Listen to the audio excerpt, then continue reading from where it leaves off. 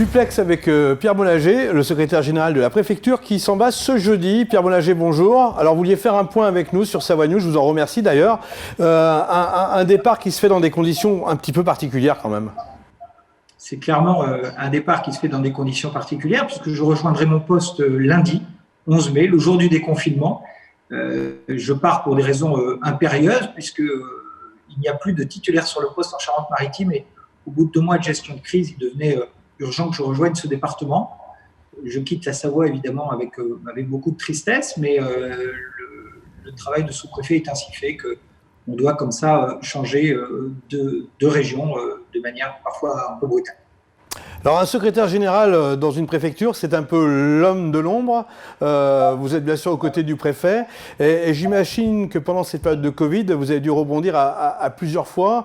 Il faut bien sûr respecter les indications de l'État. Il faut ensuite rebondir sur les différents services. Comment ça se passe une journée d'un secrétaire général en ce moment ? Le secrétaire général, en fait, il a 3 missions d'une certaine manière. C'est le numéro 2 de la préfecture, c'est-à-dire que il fait l'intérim du préfet quand celui-ci n'est pas présent. Vous m'aviez interrogé au moment où le préfet avait eu le Covid et donc il me revenait de diriger l'action de l'État en son absence avec bien sûr des contacts réguliers avec lui.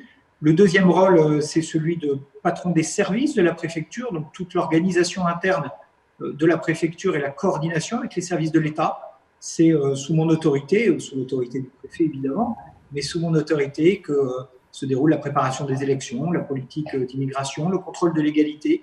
C'est la mission du secrétaire général. Et la troisième mission, c'est une mission de sous-préfet d'arrondissement. Je suis, comme tous les sous-préfets, sous-préfet de l'arrondissement chef-lieu, celui de Chambéry, qui est un arrondissement important par les enjeux qu'il recouvre. Votre impression générale sur notre département de la Savoie en 3 ans de présence ? Je quitte un département exceptionnel et attachant, pour vous dire très franchement ce que je pense. Exceptionnel, évidemment, par la beauté de ses paysages, mais exceptionnel d'abord par les hommes et les femmes qui l'habitent et qui le font vivre. Moi, j'ai été très frappé par l'énergie des acteurs locaux, les élus, les représentants associatifs, les chefs d'entreprise, les hommes et les femmes de ce département. J'ai été frappé de leur volonté de faire avancer les choses, d'innover, de créer, de ne pas s'arrêter aux obstacles, mais d'essayer de les surmonter. Ça a d'ailleurs été une part de mon travail, une part du travail de l'État. Je quitte aussi un département dont la chaleur de l'accueil, tant à titre professionnel dans les services de la préfecture que pour ma famille et moi-même, a été exceptionnelle. Et je quitte donc un département, encore une fois, auquel je me suis, ainsi que les miens, désormais très attaché et que je quitterai évidemment avec regret. Quels ont été les événements qui vous ont marqué durant ces 3 ans ? L'action de l'État, comme l'avis du département, elle a été extrêmement dense. On est forcément au cœur de l'ensemble des événements qui rythment la vie d'un département. Je retiens évidemment des crises de sécurité civile. J'ai en mémoire évidemment la mort de Robert Sandraz. J'étais moi-même allé voir sa famille à la mort du préfet. C'est évidemment un souvenir qui marque et j'ai une pensée pour sa famille, pour celles et ceux qui donnent leur vie finalement pour les autres. Les crises, c'est évidemment la crise que nous traversons actuellement, la crise du Covid, qui est évidemment un événement extraordinaire pour l'ensemble de ce département et de ce pays. Et puis la gestion de nombreux dossiers en lien avec les collectivités, en lien, je vous disais, avec le monde économique, avec le monde associatif, beaucoup de choses.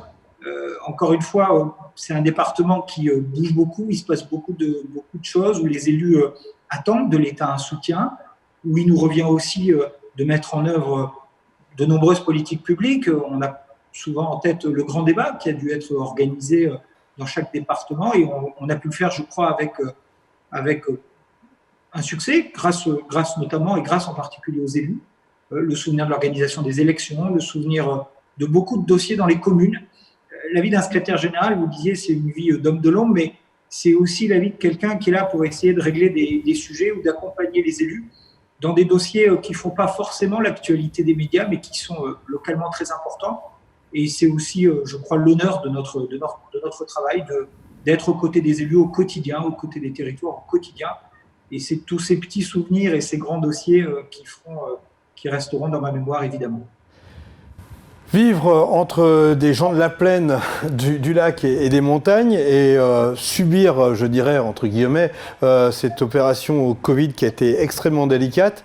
Est-ce que vous, qui êtes quelqu'un de très établi et très cartésien, est-ce que ça vous ouvre, je dirais, l'esprit sur une autre vision des choses ou une adaptabilité que vous n'auriez pas eue auparavant ?